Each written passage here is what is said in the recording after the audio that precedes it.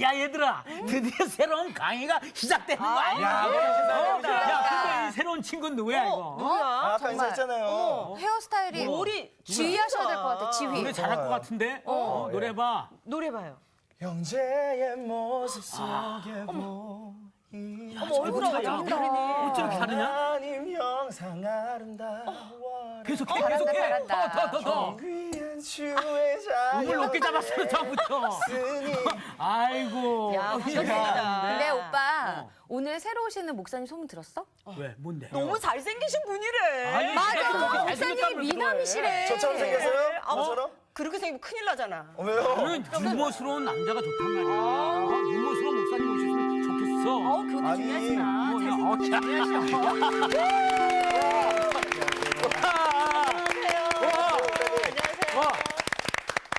와, 급실망이에요. 너무 잘생기셨어. 아니 저랑 비슷하게 생기셨는데. 안녕하세요, 목사님. 어쨌든 뭐 생긴 거 가지고 시작을 해주셔서 할 말이 없네요. 근데 보니까 저 뒤에서 보니까 오늘 신입생이 있다고 노래 시키고 그러던데 예, 네. 맞습니다. 목사님도 하셔야죠. 예, 하셔야죠. 해야 되는 거예요? 네. 그럼요. 율동까지 저는 섞어서 끝날 해주세요. 때까지 하거든요. 근데 보니까 상훈 씨는 굉장히 오래됐죠. 예, 예. 그러니까 공부를 잘 못해서 낙제한 거고. 그렇죠. 맞습니다. 오, 목사님. 맞죠? 굉장히 유리하신데. 역시 선생님의 귀를 눈은- 두기시는데. 미란 씨는 지금 휴학했다가 복학을 한 거고. 그러죠. 군대 갔다 왔죠. 예. 그렇구나. 장교 출신이야. 장교. 그러니까 나온 씨는 재학생이고 네. 정규 씨는 편입생이네요. 네네. 다양한 학생들이 지금 네. 목사님 바뀌고 계셔. 목사님 뭘 모르시는 거죠? 도강생이죠. 도강생이에요. 이 친구는 도강생이에요. 신입생이에요, 신입생. 예, 저는요 좀 이렇게 빨리 올라왔어요. 검정고시로. 예, 예. 오케이. 여러분 오늘부터 이제 성서학당 통해서 우리들이 굉장히 멋진 신앙의 여행을 시작하려고 합니다. 오늘 수업 10계명 1강 계명을 주신 하나님은 누구신가? 여러분 이 얘기가 어디에서 나온 얘기인지 한번 생각해 보세요. 네. 인생길의 절반을 지나 어두운 숲속에 있음을 알았으나 어긋난 길에 서 있었다. 이거 어디에 나오는 말일까요? 그거 제가 생각했을 때는 김기석 선생님의 어록에서 나오지 않았을까. 예. 제가 봤을 때는 예. 지금 이 자리에서 나온 것 같습니다. 이 자리에서. 아하, 맞습니다. 이 자리에서 나왔는데 이게 뭐냐면은 단테의 신곡의 첫 대목입니다. 단테 신곡의 첫 대목이에요. 그러니까 여기 보니까 인생길의 절반 정도는 보내신 것 같아요.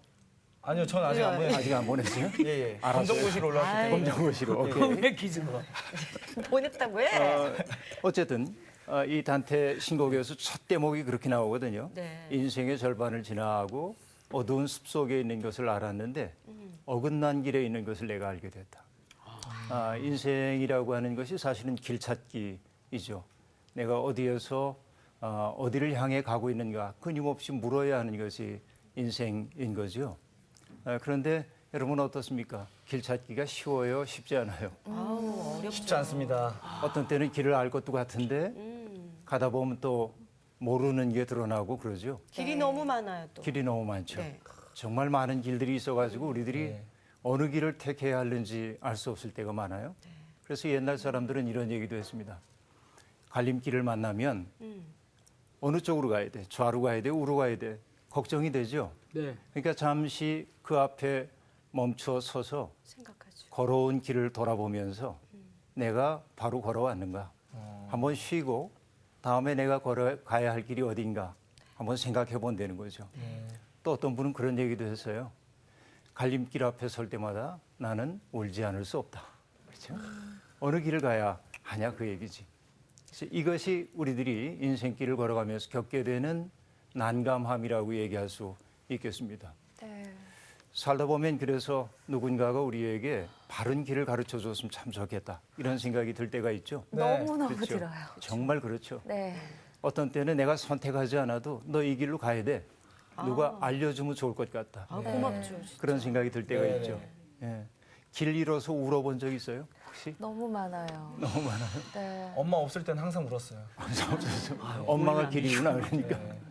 엄마가 길이군요. 네. 길을 알고 계신 어머니. 네네. 그렇죠. 그런데 신앙생활을 한다고 하는 것은 어떤 걸까요? 아마 이 얘기 한마디에 있는 것 같아요. 나는 내가 어디에서 와서 어디로 가는지를 안다. 이렇게 말씀하신 분이 있었어요. 네. 누구죠? 예수님. 예수님. 예수님이죠. 성경에 나오는 말이에요. 나오나요? 나올걸요? 그런가? 예. 이 김상훈 학생은 오랫동안 다녔는데도 이렇게 아직도 그걸 알지 못한다는 게 좀 문제가 있네. 그 하나님께서 저에게 주신 그 단점이 금방 잊게 하는. 야, 그 정말 감사한 일이네요. 그래서 계속 공부를 하게끔 하는. 네. 네. 단점이 아니라 그게 장점일 수도 있어요. 네. 또 장점이었을까? 그렇게 알고 사세요. 이거 그럼 건강에 좋대 그게 건강에. 네, 그런 거야? 그 말은 요한복음에 나오는 말이거든요. 네. 나는 내가 어디에서 와서 어디로 가는지를 알고 있다. 여러분 이 말 한마디에 사로잡혀서 우리가 예수를 길로 삼고 걸어가는 것이죠. 그런데 예수님을 길로 삼아 걸어간다고 하지만은 역시 길 찾기는 쉽지 않다. 그런 얘기예요. 그래서 우리에게 지도가 있어야 합니다. 늘. 그렇죠. 네. 종교라고 하는 말이 여러분 어디에서 나온 말일까요? 종교라고 하는 한자어를 생각을 해보면 종이라고 하는 글자는 마루종자이고요. 그리고 교라고 하는 것은 가르침을 뜻하죠. 그런데 마루라고 하는 건 높다는 뜻이에요. 으뜸이라고 하는 뜻이기도 합니다. 종교라고 하는 말은 으뜸되는 가르침 그런 뜻이에요. 그렇죠? 우리가 기독교는 종교가 아니다 하고 말하기도 하지만 기독교 속에 종교적인 것이 있는 거죠. 으뜸되는 가르침이기 때문에 그렇습니다. 그런데 라틴어로 보면은 종교라고 하는 말은 레리가레라고 하는 말에서 나와요. 릴리전이라고 하는 단어가 거기서 나오거든요. 아, 릴리전. 그러니까 리는 다시라고 하는 뜻이죠. 예. 아는 단어 나오니까 좋죠. 예. 다들 혀를 한 번씩 굴리고 있어요. 예. 릴리전. 예. 발음이 괜찮았어요. 아, 감사합니다. 역시. 네, 리는 다시라고 하는 뜻이고 그 다음에 리가레 하고 얘기했는데 리가레라고 하는 말은 묶는다 그런 뜻이에요. 묵다. 다시 묶다. 그렇죠. 어디에 묶는 걸까요? 우리들이 어디에 묶는 거야? 붙들어 매는 거야? 네. 네. 아, 묶는다. 묶는다. 아, 저 먹는다라고.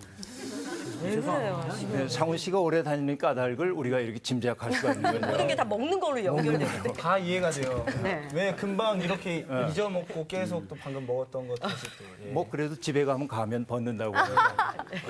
목사님이 다 알고 계셔요. 네. 네. 어디에 묶는 걸까요? 우리들이 정말 풀어져 가지고 사는 경우가 너무 많습니다. 그런데 본질적인 것에 우리를 붙들어 맨다. 그런 뜻이겠지. 그렇죠? 본질적인 게 뭐예요? 기독교적인 용어로 얘기하자고 한다면 하나님의 마음에 우리의 마음을 붙들어 맨다. 이런 뜻이라고 볼 수 있겠죠. 다시 붙들어 매야 묶는 돼요. 거죠. 거기에다가. 예. 그런 얘기죠. 네. 나는 신앙생활이라고 하는 걸 뭐라고 생각하냐면 하나님의 마음에 우리의 마음을 조율해가는 과정이다. 그렇게 생각합니다. 여기 보니까 우리 상훈 씨는 노래하는 사람 아니에요. 예. 정규 씨도 노래하는 사람이잖아요. 네. 그러니까 노래를 부르기 전에 기타를 치게 되면 튜닝을 예, 예. 하잖아요. 튜닝을 할 때 기준음을 어떻게 잡죠? 맨 위에 음을 맨 위에 음을 예, 미를, 잡고 예. 미를 잡죠. 계속 그런데 예, 뭘 보고 알아요? 기준음을 어떻게 알아요? 그 그 요즘엔 기계, 튜너가 예, 있습니다. 예. 튜너에 따라서 예, 그죠? 예. 그런데 만약에 이렇게 생각해 보세요. 튜너를 눌러가지고 기준음을 가지고 기타를 튜닝하면 좋은데 튜너는 기분 나빠. 내 소리에 맞춰. 그럼 맞아요, 틀려요. 틀리죠. 이게 좀 말이 안 되는 얘기예요. 말이 안 되니까. 말이 안 되죠. 네. 전문적인 여러분들이니까 튜너가 있는데 그냥 개교회의 경우에 피아노가 있고 기타가 있어요. 그러면 기타 치는 사람이 선배입니다. 피아노 치는 사람이 후배예요. 그랬을 때 내가 선배니까 피아노 치는 사람한테 내 소리에 맞춰 하면 됩니까? 안 됩니까? 안 되죠. 예. 피아노 음을 맞추라고 하면 안 되지. 피아노 음을 기준음으로 삼고 기타를 조율해야 되는 거죠. 신앙생활이란 뭐냐? 하나님의 마음에 내 마음을 조율해가는 과정이어야 한다 하는 얘기죠. 기도도 똑같은 거예요. 그렇죠? 하나님 앞에 기도를 한다는 것은 내가 원하는 바가 이런 것이니까 하나님 마음 바꾸셔서 내게 이것 해주세요라고 청하는 게 아니라 하나님이 기뻐하시는 일이 뭘까를 생각하고 거기에 따라서 내 삶을 조율해가는 과정이 신앙생활의 과정이다. 오케이? 네. 오케이. 예, 이게 이제 굉장히 중요한 거라고 생각해요. 그러면 하나님의 말씀에 대해서 우리들이 잘 알아야 하는데 지금부터 저와 더불어 여러분이 여행을 떠나게 될 것은 신앙의 기초에 대한 공부들을 해나갈 겁니다. 네. 그래서 십계명에 대한 이야기 여러분 잘 알고 있다고 생각하지만 십계명이 가지고 있는 아주 근본적 정신이 어디에 있는지에 대해서 공부하게 될 거예요. 기대가 좀 되죠? 네. 자, 여행이라고 얘기했는데 우리가 여행한다고 얘기를 했는데 이 여행은 그냥 여행이 아니라 순례의 여행이어야 합니다. 이게 순례라고 하는 것은 거룩한 장소를 향해 나아가는 것이죠. 중세의 속담에 재미나는 속담이 하나 있어요. 그게 뭐냐면 여행자는 요구하고 순례자는 감사한다. 그런 말이에요. 네. 말이 기억이 됩니까? 기억이 돼요. 네. 근데 느낌도 옵니까? 어떤 네. 얘기인지? 내가 인생을 여행자로 살게 되면 끊임없이 뭔가를 요구하게 돼. 누군가가 나의 필요에 응해줘야 합니다. 그렇죠? 그러니까 내 필요에 응해주지 않으면 불만이 생깁니다. 감사함이 없습니다. 그러나 순례자로 인생을 산다고 하는 것은 맞닥뜨리는 모든 삶이 순간이 중심이신 그분을 향한 여정이기 때문에 그 상황 모두가 감사한 것이 되는 거죠. 그러니까 우리가 여행자로서가 아니라 순례자로서 이 길을 함께 걸어가게 되는 거예요. 그래서 저는 그런 기대를 가지고 있습니다. 오늘 이제 우리가 첫 시간이니까 우리가 앞으로 함께 여행하게 될 이 십계명 성경을 한번 읽고 시작을 하는 게 좋을 것 같은데요. 네. 출애굽기 20장의 말씀을 20장의 말씀 1절부터 17절까지의 말씀인데 오늘 이거 다 하는 거 아니지만 그래도 전체적으로 한번 읽었으면 좋겠는데요. 어떻게 읽으면 좋을까요? 네 분이 적절히 나눠가지고 한번 읽어주시죠. 네. 제가 1절씩 읽겠습니다. 네. 자, 하나님이 이 모든 말씀으로 말씀하여 이르시되 나는 너를 애굽 땅 종되었던 집에서 인도하여 낸 내 하나님 여호와니라. 너는 나 외에는 다른 신들을 내게 두지 말라. 너를 위하여 새긴 우상을 만들지 말고 또 위로 하늘에 있는 것이나 아래로 땅에 있는 것이나 땅 아래 물속에 있는 것에 어떤 형상도 만들지 말며 그것들에게 절하지 말며 그것들을 섬기지 말라. 나 내 하나님 여호와는 질투하는 하나님인즉 나를 미워하는 자의 죄를 갚되 아버지로부터 아들에게로 3, 4대까지 이르게 하거니와. 나를 사랑하고 내 계명을 지키는 자에게는 1000대까지 은혜를 베푸느니라. 너는 내 하나님 여호와의 이름을 망령되게 부르지 말라. 여호와는 그의 이름을 망령되게 부르는 자를 죄 없다 하지 아니하리라. 안식일을 기억하여 거룩하게 지키라. 엿새 동안은 힘써 내 모든 일을 행할 것이나 일곱째 날은 내 하나님 여호와의 안식일인즉 너나 내 아들이나 내 딸이나 내 남종이나 내 여종이나 내 가축이나 내 문 안에 머무는 객이라도 아무 일도 하지 말라. 이는 엿새 동안에 나 여호와가 하늘과 땅과 바다와 그 가운데 모든 것을 만들고 일곱째 날에 쉬었음이라. 그러므로 나 여호와가 안식일을 복되게 하여 그날을 거룩하게 하였느니라. 내 부모를 공경하라. 그리하면 내 하나님 여호와가 내게 준 땅에서 내 생명이 길리라. 살인하지 말라. 간음하지 말라. 도둑질하지 말라. 내 이웃에 대하여 거짓 증거하지 말라. 내 이웃의 집을 탐내지 말라. 내 이웃의 아내나 그의 남종이나 그의 여종이나 그의 소나 그의 나귀나 무릇 내 이웃의 소유를 탐내지 말라. 아멘. 자, 여러분 여기 이제 십계명 앞으로 우리가 순례 여행을 떠나면서 길잡이로 삼아야 할 말씀들을 읽게 됐는데 여기서 가장 중요한 대목이 어디에 있냐면 2절에 나오는 말씀입니다. 나는 너를 애굽 땅 종되었던 집에서 인도하여 낸 내 하나님 여호와니라 이 말씀이죠. 참 중요한 것이 뭐냐면 십계명을 이해하기 위한 가장 기본적인 생각은 우리가 십계명을 주신 하나님이 어떤 분인지를 아는 데 있어요. 그런데 이 2절은 지금 그 하나님을 뭐라고 소개를 하고 있냐면 나는 너를 애굽 땅, 종되었던 땅의 집에서 인도하여 낸 내 하나님 여호와다 하고 말합니다. 어떤 사건을 상기시키고 있죠? 출애굽 사건이죠. 사건, 예. 출애굽 사건을 상기시키고 있어요. 네. 다시 말하면 출애굽 사건과 연결되지 않고 십계명을 이해하는 것은 깊이 있는 이해가 될 수 없다 하는 얘기예요. 이게 아주 중요한 바탕입니다. 우리들이 앞으로 보게 될. 그럼 여러분 출애굽 사건이라고 하는 거 앞으로 우리가 살펴보겠습니다마는 애굽 땅에서 종살이하고 있었던 그 백성들을 하나님께서 인도해 내신 사건을 출애굽이라고 이야기를 하고 있죠. 네. 출애굽 사건입니다. 그런데 출애굽 사건에서 하나님이 누구를 통해서 출애굽 사건을 시작을 하시죠? 모세예요. 예, 모세를 통해서 이제 하십니다. 제가 아주 쉬운 걸 물으니까 여러분들이 답이 일제히 잘 나오고 있어요. 고맙습니다. 앞으로 제가 묻는 것은 대단히 쉬운 것만 이렇게 물을 텐데 자존심 상하면 말하세요. 어려운 것도 물을 테니까. 아, 한번 해볼까요? 아니요, 네. 아니요. 쉽지 않을 것 같은데요. 그래요?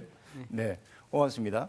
그러면 여기에서 우리들이 봐야 될 것이 뭐냐면 출애굽 사건에 대한 이해를 해야만 그 하나님이 어떤 하나님인지를 알 수 있어요. 그렇죠? 출애굽을 시작할 때 하나님께서 선택하여 세운 사람은 모세입니다. 하나님이 모세를 만났던 그곳이 어디였죠? 신의 산. 예, 시내산으로도 나오기도 하고 호렙산 그렇게도 말합니다. 사람들은 다른 산이라고 말하기도 하고 같은 산이라고 말하기도 합니다. 그런데 어쨌든 호렙산이라고 하는 곳에서 모세가 하나님을 만나는 것을 알 수 있습니다. 그런데 여러분 재미있죠. 뭐가 재미냐면 고대의 신들이 머물고 있던 곳들을 보면 대개 도시 속에서 머물고 있는 것으로 되어 있습니다. 고대 신들이 대개 그렇죠. 신전들이 사람들이 많이 모이는 곳에 있죠. 제도화된 종교이기 때문에 그렇습니다. 그런데 성경에서 지금 소개되고 있는 야훼 하나님은 아무도 살지 않는 그렇죠. 들짐승들만 가끔 왔다 갔다 하고 있는 그 허허로운 광야 호렙산에서 모세를 부르셨다. 뭔가 좀 남다른 데가 있는 것을 우선 알 수 있습니다. 그런데 어쨌든 이 하나님은 어떤 분이냐면 그 당시의 세계에 알려지지 않은 존재야. 그렇죠? 그래서 그분이 지금 모세를 만나고 있는 것이 이 허허롭기 이를 데 없는 호렙산이라고 하는 광야였다 하는 얘기죠. 이게 참 재미나는 부분이라고 우리들이 볼 수 있습니다. 그런데 그 장소는 또한 비종교적인 장소이기도 합니다. 종교적으로 거룩한 장소들이 있다고 생각했거든요. 옛날 사람들은 앞으로 우리들이 살펴보겠습니다만 옛날에 어른들이 어떤 신에게 빌기 위해 찾아가는 것들을 보면 그렇죠. 특별한 장소들이 있었어요. 네. 그렇죠? 네. 그런데 이분은 지금 그냥 산에서 만나 주셨다 하는 얘기입니다. 근데 하나님이 모세에게 오실 때 어떤 모습으로 오셨죠? 떨기 불꽃. 네. 그렇죠. 떨기. 예. 떨기나무 불꽃 속에서 타지 오셨죠? 않는, 예. 떨기나무 불꽃 속에. 떨기나무 혹시 보신 적 있으세요? 못 봤는데요. 못 봤어요. 가시나무 이런 거 아닌가요? 가시나무 다시 비슷하죠? 엉경키, 엉경키. 이렇게. 예, 뭐 엉경키. 이렇게 만화 같은 거 보면 그렇게 나옵니다. 네, 어. 예, 만화에서. 예. 뭐 엉겅키 같은 그 단연생 초본 정도는 아니고 네. 나무이긴 하지만 관목이에요. 높이 쭉 올라가는 나무가 아니라 이렇게 이렇게 넝굴져 있는 크지 않은 나무입니다. 떨기나무라고 하는 게. 그래서 여러분 촛대를 보면 이스라엘 사람들이 예배를 드릴 때 켜놓는 촛대를 보면은 이렇게 돼서 아, 예, 이렇게 그렇죠? 네, 네, 네. 그거 기억나시죠? 예. 네. 그것이 떨기나무를 형상화한 것으로 보여요. 그 촛대 이름이 메노라라고 하는 것이거든요. 메노라. 메노라. 메노라. 아, 메노라. 메노라. 제가 어디 가서 이 얘기 하니까 마누라. 아무라. 저는 뭘 내놔라 이렇게. 저도 그렇게 들었는데. 그렇죠. 아, 근데 내가 이 얘기를 잘못했어요. 왜요? 왜냐하면 메노라 여기까지만 하면 괜찮은데 네. 마누라 이 얘기도 농담으로 했더니 예. 메노라 기억을 못해요. 마누라만 기억. 마누라만 기억해요. 마누라. 무슨 뜻인가요? 상훈 씨도 곧 잊어버릴 거예요. 촛대라고 한 뜻인데 메노라. 나 마누라. 마누라가 아니라 매누라. 메노라인데 그 모양이 떨기나무 불꽃을 형상화해 놓은 것으로 보입니다. 거기에 불이 붙는 것이죠. 그러니까 성전 앞에 촛대를 해놨다고 하는 것은 뭐냐? 모세와 하나님이 만났던 그 첫 만남의 순간을 보여주는 것이기도 하죠. 그렇죠? 하나님이 현존하시는 장소 앞에 사람들이 서 있음을 상기시켜 주는 거예요. 이게 이제 떨기나무 불꽃 이야기인데요. 그런데 굉장히 재미나는 것은 뭐냐면 떨기나무에 불이 붙었어. 그러면 어떻게 되는 게 마땅합니까? 타야죠. 타서 호로록 사라져야 네. 합니다. 그렇죠. 네. 그런데 어떻다고 지금 얘기하고 있어요? 꺼지지 않아요. 타지지 않아. 아니, 타지 않죠. 타지 않죠. 타서 사라지지 않았다. 네. 여러분은 그것을 어떻게 이해하십니까? 신비스러워요. 그거는 굉장히 어메이징한 일인 거죠. 예. 영어를 계속 쓰시네. 네, 뭔가 좀 있어 보이려고. 있어 보이려고. 네. 구상 선생님이라고 하는 시인이 계신데 국어 시간이에요 오늘. 보셨나요? 국어 시간 같아요 지금. 구상 선생님의 시 가운데 그런 대목이 나옵니다. 말씀의 실상이라고 하는 시인데 두 일의 강아지만큼 은총의 눈을 뜨니 세상에 말씀 아닌 것이 없더라. 그렇게 말해요. 두 일의 강아지는 태어난 지 2주밖에 안 된 강아지야. 그만큼 은총의 눈을 떴더니 세상에 말씀 아닌 게 없고 신비 아닌 게 없는 거지. 이 세상에 제일 불행한 까닭이 뭔지 아세요? 신비의 감수성을 잃어버렸어요. 감탄할 수 있는 능력을 맞습니다. 잃어버렸어요. 예. 맞죠? 예. 정말 그래요. 감탄할 수 있는 능력이 우리에게 있어야 되는데 그거 없는 거지. 응? 떨기나무에 불이 붙어 있는 것으로 보이는데 사라지진 않아. 소멸하진 않아. 놀라운 일입니다. 그래서 모세는 거기에 다가가는 거예요. 가까이. 그런데 이상한 현상이잖아요. 그러니까 다가서긴 하지만 한편으로는 두려운 마음도 그렇죠. 있었을 예, 겁니다. 예. 그렇죠? 가야 되나 말아야 되나? 한편으로는 안 갈 수 없는 끌림이 거기에 있어. 네. 그런데 선뜻 다가서기에는 두려움도 그 속에 있었겠죠. 네. 여기 내 2단어를 얘기했어요. 하나는 두려움이고 하나는 매혹이야. 네. 그렇죠? 끌림. 매혹과 두려움이야. 예. 이것이 뭐냐면 종교 체험의 본질입니다. 그래서 루돌프 오토라고 하는 종교학자는 이런 체험을 종교 체험을 노미노제적 체험 그렇게 말하는데 조금 어려운 말이죠. 노미노제. 누미노제 예, 누미. 그 체험이라고 얘기를 하고 있는데 그 누미노제적 체험의 2가지는 하나는 매혹이고 또 하나는 두려움이야. 우리 인생에서 항상 그렇잖아요. 그쵸. 이 사랑할 매력과 항상 때. 이 설레임과 이게 항상 이 두려움이 이게 항상 공존해가지고 어디를 갈 것인가, 어떻게 할 것인가 이렇게 하잖아요. 그렇죠. 맞아요. 그 무대를 올라가기 전에도 그런 마음이 있어요. 그러니까 예, 무대를 올라가기 전에 저 무대에 서면은 굉장히 이제 뭔가 그 느낌이 굉장히 설레고 하는데 설레고. 그 올라가기 전까지 되게 마음이 어려워요. 예, 살짝 두렵고. 난 우리 아내 봤을 때 그랬어. 아이고. 두렵기도 하면서 또 시작한다. 자, 굉장히 중요한 얘기들을 했는데 이게 우리 일상적 경험이에요. 네. 그렇죠. 두려움과 매혹이라고 하는 것은 종교 체험이라고 하는 것은 일상을 떠난 특별한 경험이 아니구나 하는 거 우리 알 수 있어요. 여러분이 지금 다 얘기했잖아요. 아내를 봐도 그렇고 무대에 올라가기도 전에 그렇고 어떤 일상의 체험 속에서도 이 2가지가 공존하고 있다. 문제는 뭐냐면 이 일상적인 경험들을 깊이의 차원으로 바꿀 수 있는 능력이 우리에게 좀 부족해. 그렇죠? 그래서 우리들이 이제 깊이 있게 종교 생활 속에 들어간다고 하는 것은 그런 것들 깊은 세계로 갈 수 있는 길을 잘 찾기 시작하는 것을 의미해요. 맞죠? 네. 자, 어쨌든 모세가 그 앞에 두렵고 떨리는 마음으로 한편으로는 매혹되는 마음으로 다가가고 있었을 때 그 불꽃 속에서 소리가 들려옵니다. 미란 씨가 한번 해주세요. 미란아. 계속하세요. 어떻게 부르셨죠? 모세에게 뭐라고 얘기를 했죠? 하나님이? 내 신을 벗어라. 아, 그랬나요? 내가 서 있는 곳은 거룩한 곳이니 내 발에서 신을 벗어라. 그랬어요. 왜 신을 벗으라고 했을까요? 복종, 복종, 순종. 네, 뭔가 속세와의 어떤 속세와의 구별됨? 단절, 구별됨. 구별됨. 네. 네, 좋습니다. 여러분, 내가 어디에 이력서를 내려고 그러죠? 이력서를 내려고 그래요. 네. 근데 이력서라고 얘기할 때 이가 어떤 글자인 줄 아세요? 네, 신발. 그렇죠. 발자국이야. 내가 걸어온 발자취야. 이력서라고 하는 게.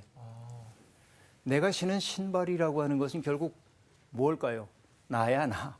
그렇죠? 네. 내가 지금까지 살아왔던 내 모습이란 말이야. 그것이 나의 자아예요. 그런데 이 신의 현존 앞에 서기 위해서는 그것을 벗어야 된다는 거야. 나라고 생각했던 것, 모든 거를 내가 알고 있던 것, 나의 옳음, 나의 의로움, 내 경험, 그리고 나를 안전하게 해줬던 모든 것들, 그거 다 내려놓고 그 앞에 서야 하는 거야. 다시 얘기하면 뭐냐면 무장해제하라 그 얘기야. 네. 나를 지키기 위해서 했던 모든 것들을 다 내려놓고 그분의 현존 앞에 벌구성이처럼 엎드려라. 그 얘기죠. 그래서 모세가 그 앞에 탁 엎드립니다. 그런데 여기서 한 가지를 더 보고 가야 하는데 떨기나무라고 하는 이 나무를 히브리어로는 세네라고도 하고 스네라고도 발음이 가능해요. 네. 그런데 떨기나무를 뜻하는 스네라고 하는 것은 아까도 얘기했지만 크게 자라는 나무가 아니죠. 네. 그래서 어떤 의미로도 쓰이냐면 보잘것없다, 하찮다 그런 얘기예요. 그런데 여기서 여러분 놀라운 것 우리들이 봅니다. 보잘것없고 하찮은 것 속에 하나님이 현현하셨다. 그렇죠? 이게 놀라운 거예요. 네. 하나님이 스스로를 지금 드러내시는 장소가 사람들에게 잘 알려진 것, 멋들어진 것, 화려한 것이 아니라 너무나 보잘것없어서 눈에 띄지도 않고 사람들에게 숨겨져 있는 곳에 나타나셨다 그 얘기지. 네. 그런데 보잘것없는 것을 뜻하는 그 떨기나무라고 하는 말은 동시에 어떤 의미도 갖고 있을까요? 언어가 의미 변화를 겪어가지고 이렇게 되죠. 보잘것없는 사람, 별 볼 일 없는 사람, 그렇게도 볼 수 있어. 그러면 하나님이 떨기나무 불꽃 속에서 당신을 드러냈다고 하는 말은 의미를 추적하다 보니까 세상에서 정말 보잘것없어 보이는 그 사람들 속에 현존하셨구나. 사람 취급도 받지 못하고 살고 있던 사람들, 내가 이 세상에 태어났지만은 왜 태어났는지도 알지 못했던 그 사람들 속에 하나님이 당신을 드러내셨다. 그런데 더 놀라운 것은 무엇일까요? 그것은 이 대목입니다. 그들은 있어도 그만이고 없어도 그만인 존재였어. 이전까지는. 그런데 하나님이 그들 가운데 현존하시자 그 떨기나무가 어떻게 됐어요? 불타올랐다. 빛이 나게 되었다. 뭔가 감이 좀 옵니까? 네. 그러니까 정말 이스라엘의 하나님이 당신을 드러내 보여주신 떨기나무라고 하는 것, 그것은 놀라운 상징이에요. 정말로 보잘것없는 사람들 속에 그분이 함께 현존함을 통하여 그들이 빛나는 존재가 되었다. 그 얘기지. 그러니까 이 하나님에 대해서 우리들이 제대로 알고 가야 성경을 제대로 이해하는 것이 된다는 얘기죠. 이게 이제 참 중요해요. 자, 내가 서 있는 곳은 거룩한 곳이야.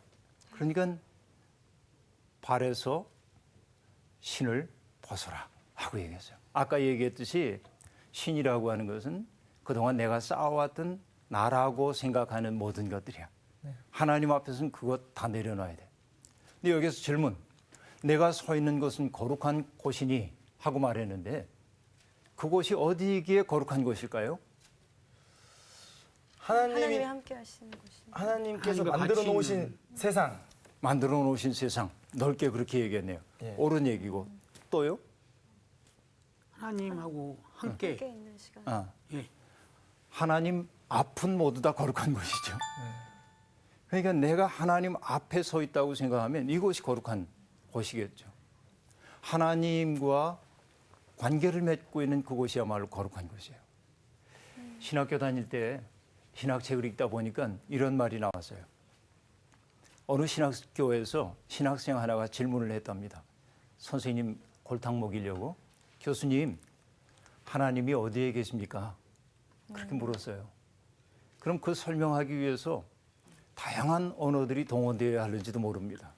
그런데 이 선생님은 지혜로운 분이었어요. 뭐라고 말했냐면 당신과 나 사이에 있습니다. 다시 말하면 이게 무슨 뜻일까요? 여기 어디 계시다고 하는 것 말하나요? 그거 아니지.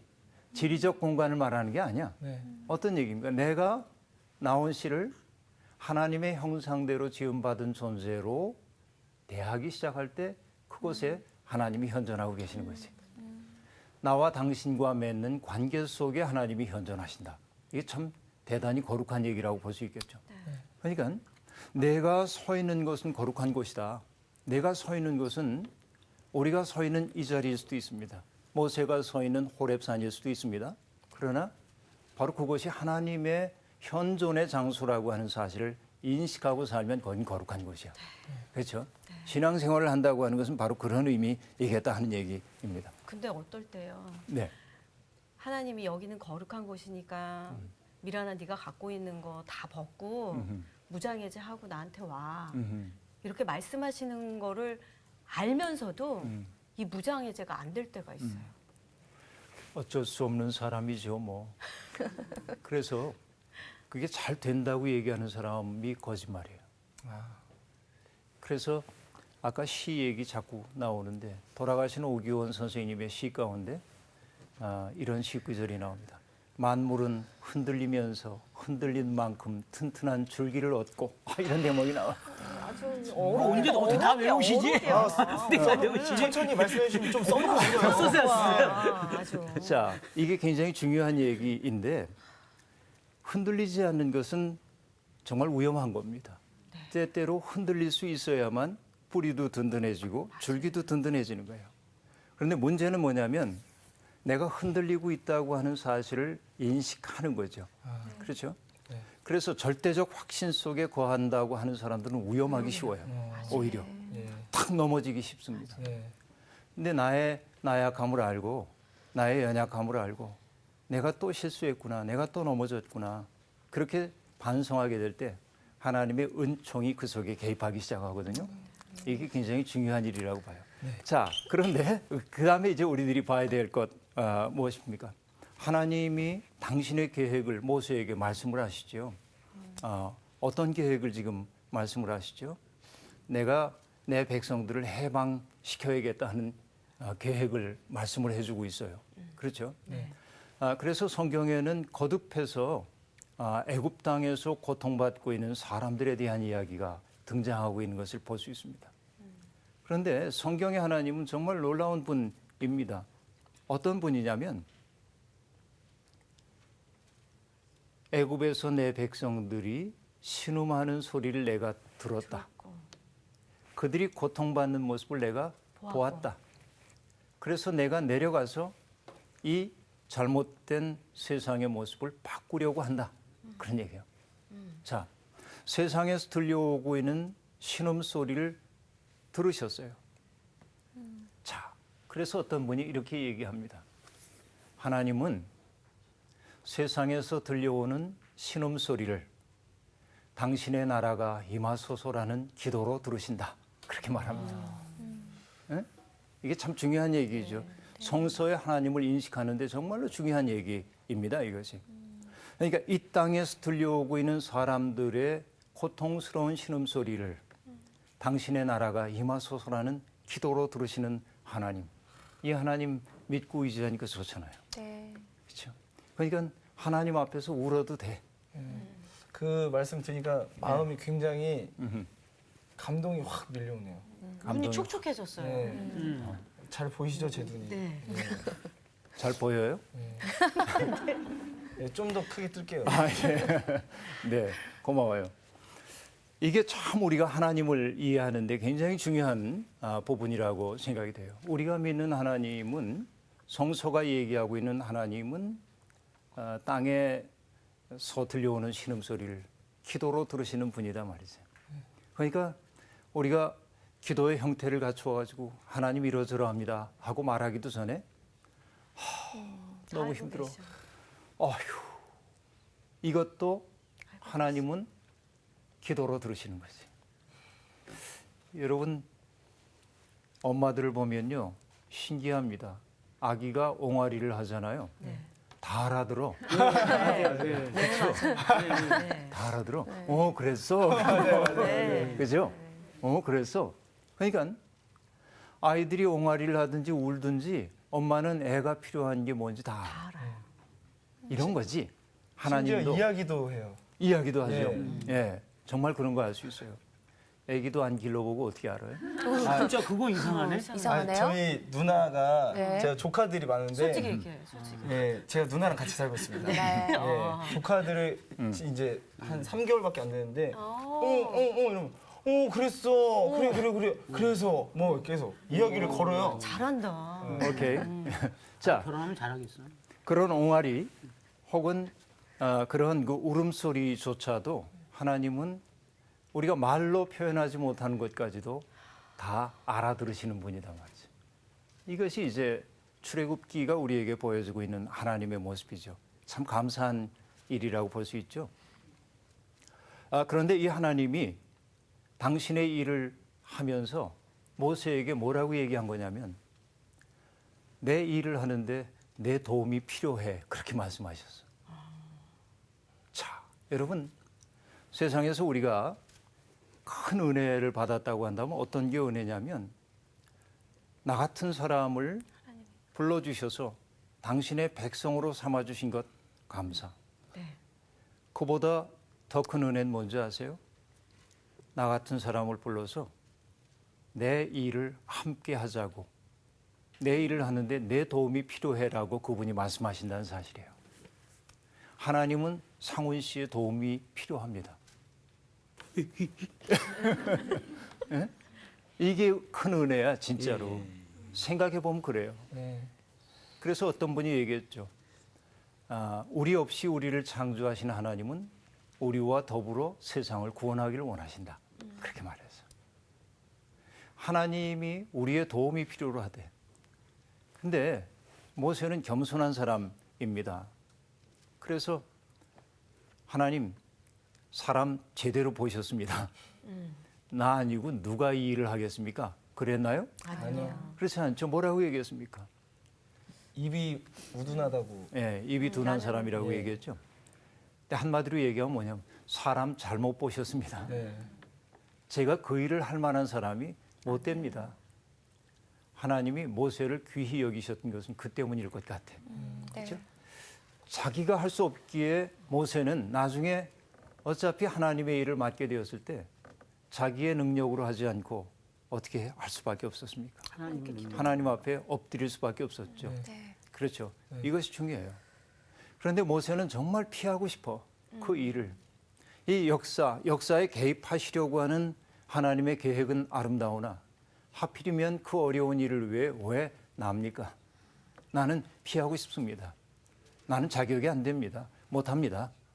이것이 모세의 마음이었죠. 그래서 모세는 하나님 앞에 여쭙습니다. 만약에 사람들이 누가 너를 보냈느냐고 한다면 내가 누구라고 얘기할까요? 그럽니다. 이름이 뭡니까? 그렇게 묻습니다. 그때 하나님이 하신 말씀이 뭐였죠? 나는 나다. 혼자 네. 난 스스로 있는 자다. 나는 스스로 있는 자다 그러기도 했는데 나는 나다 그렇게 말합니다. 대답이에요? 대답의 거절이에요? 대답이요. 대답. 그럼 나는 나다라고 하는 말 속에서 여러분 어떤 정보를 얻으셨습니까? 나예요. 그냥. 나는 나다. 이름이 어렵죠? 중요치 않고 응? 이름이 중요치 않고 어.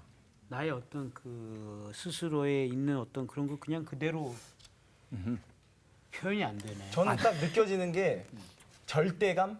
음흠. 예. 오케이. 난 절대자다. 오케이. 나는 나다. 나는 나다라고 하는 말은 하나님이 당신을 드러내시는 말이기도 하면서 당신을 은폐하는 말이기도 합니다. 다시 말하면 나는 나라고 하는 말은 나는 인간의 경험이나 언어 속에 담기기에는 너무 큰 존재야. 그렇죠?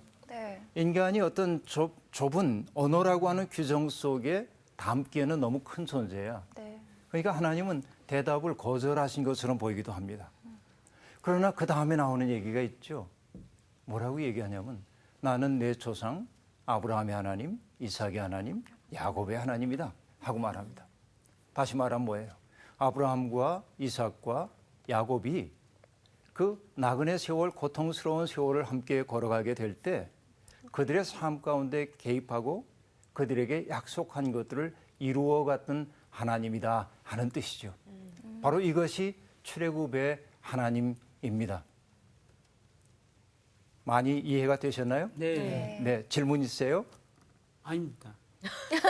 당장 없다고 그래요? 네. 아니요. 네. 너무 잘 가르쳐 주세요. 그냥 계속 듣고 싶어요. 예, 예. 예. 그래서 고로 네. 모세야 나는 너의 하나님이다. 그렇죠. 그 말씀이시죠. 네, 네. 네. 애매해. 잘 정리를 해주셨어요. 네.